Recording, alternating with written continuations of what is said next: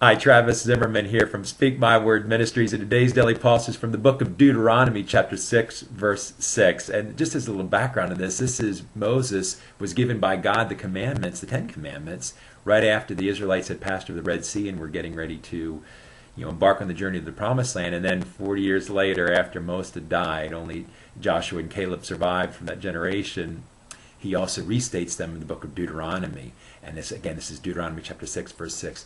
These commandments that I give you today are to be upon your heart. Deuteronomy chapter 6, verse 6, again, to be upon your heart. And that whole thing about being upon your heart, it's like the instruction book. When I was a kid, and I've done a daily pulse about this, I had a kicker bicycle, and it was, my mom and dad had these rules for me, and they weren't oppressive, but these are rules that, do not ride in the middle of the street.